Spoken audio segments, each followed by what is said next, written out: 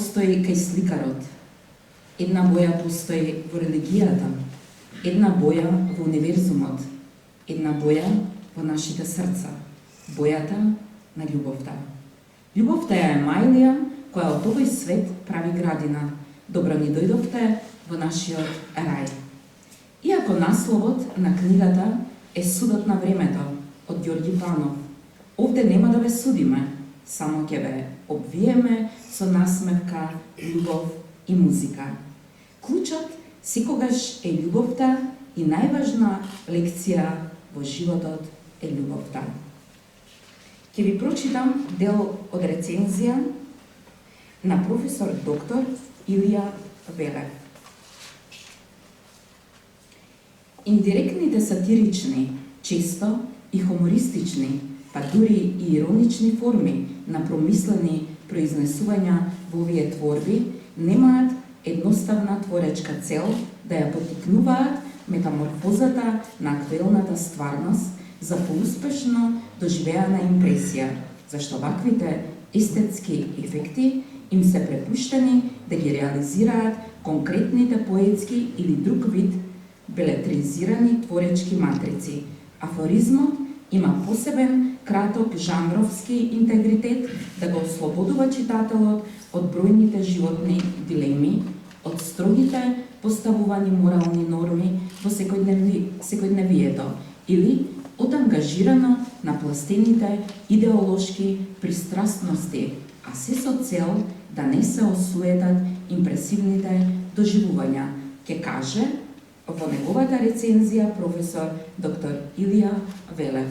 А сега ја поканувам рецензенката на делото на нашиот Ѓорги Панов, Судот на времето, Виолета Тодева Мјалкова. Добар вечер на сите. Радост и задоволство ми е што вечерва сум со вас да го споделам овој миг на радост, промоцијата на книгата Афоризми, Судот на времето на господин Ѓорги Панов. Ви честитам, господине Панов.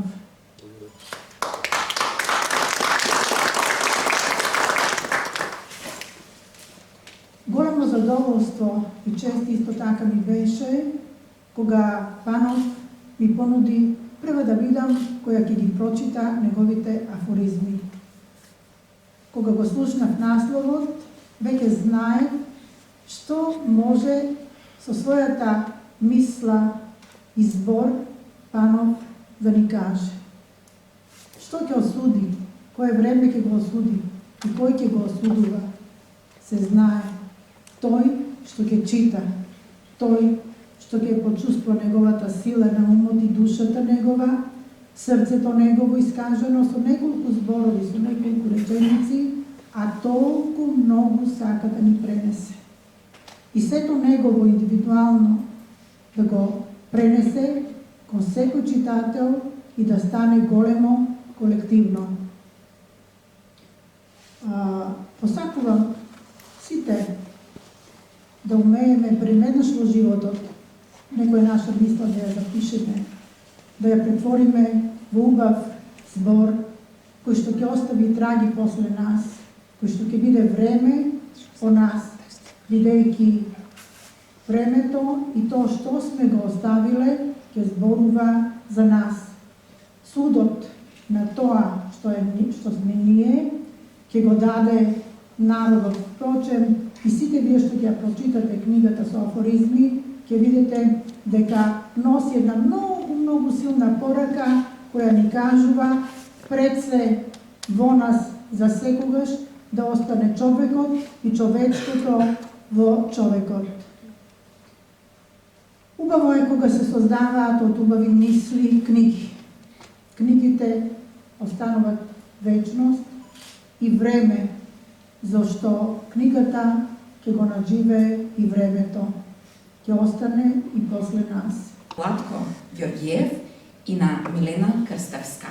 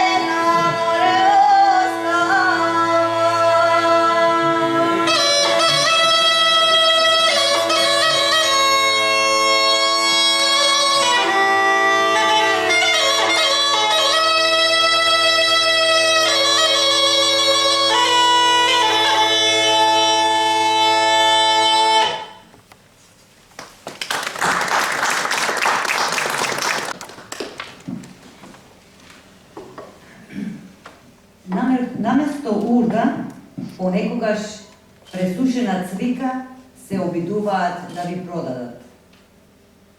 Совеста ги гризе оние што срамот не ги јаде. Природата урамнотежува секогаш кога сте во близина на нејзиниот круг. Додека се трудев да исинам звезди, таа ги потвати гаките.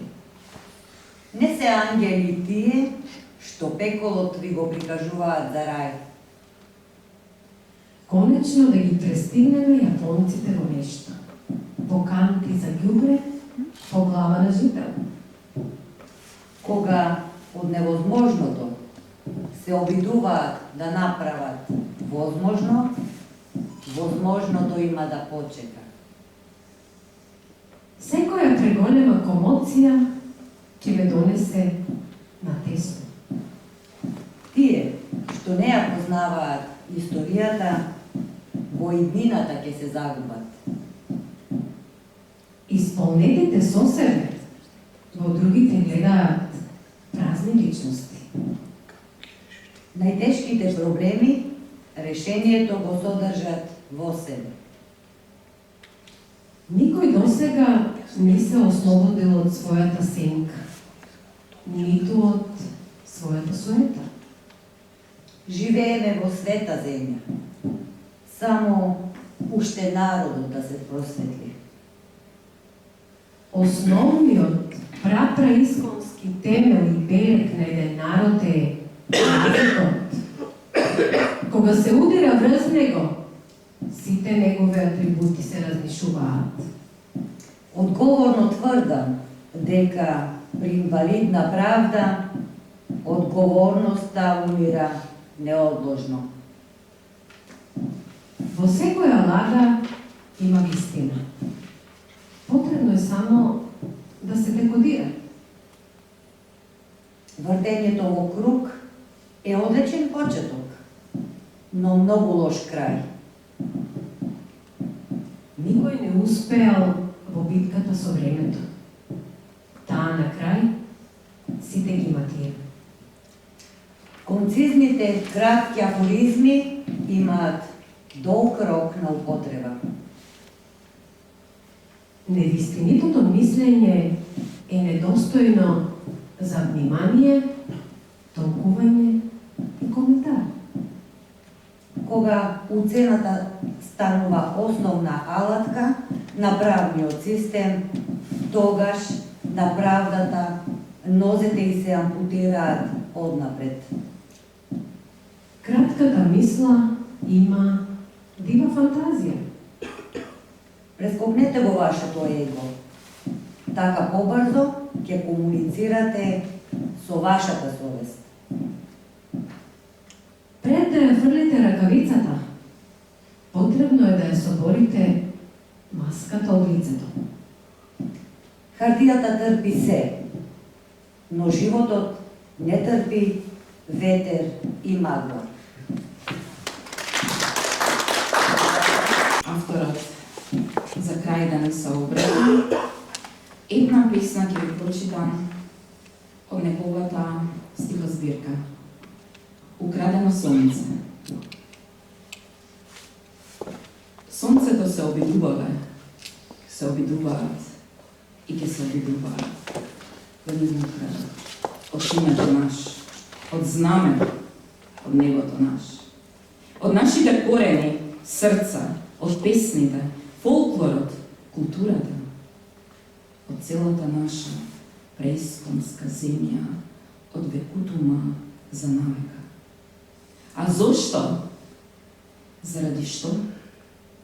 Зарем на омразата одговоривме со омраза, на војната одговоривме со војна, на геноцидот со геноцид, на асимилацијата со асимилација, на лагите со лаги, на прогонот со прогон, на безбожништвото со безбожништво, на уцените со уцени, на условувањата со услови. Не, не. На се одговоривме со љубов. И пак не бивало. но свесни ли се тие демонски сили дека напразно и залудно се трошат? Од искона до векутума никој не успел против нашето сонце. Име, идентитет, нашиот интегритет. Нашата земја е света земја, а од светото Бог не се откажува никогаш.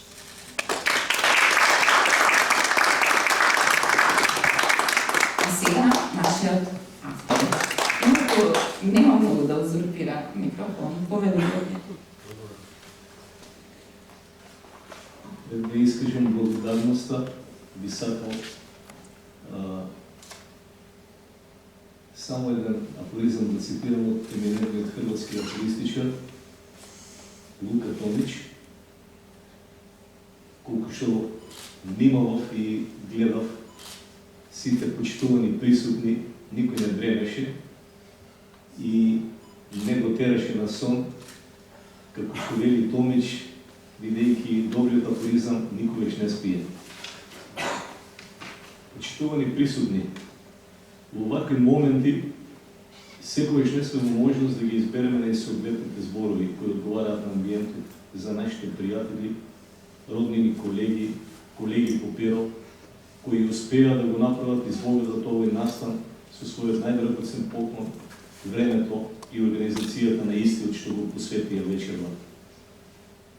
Голема благодарност до сите вас, а особено до нашите пријатели и роднини кои се главни и одговорни виновници и кои помогнаа овој настан вечерва да се одржи. Исто голема благодарност кон сите кои на еден или на друг начин овозможија книгата Судот на времето да ја види светлината на денот. Би сакал да ги споменам најглавните од сите други, меѓутоа ако некој испуштам, немојте да ми замерите, секако листата е многу подолга од овие што ги ставив на списокот. Градоначалникот на општина Струмица, господин Коста Јаневски, модераторот и организаторот на настанот, госпоѓа Виолета Сековска,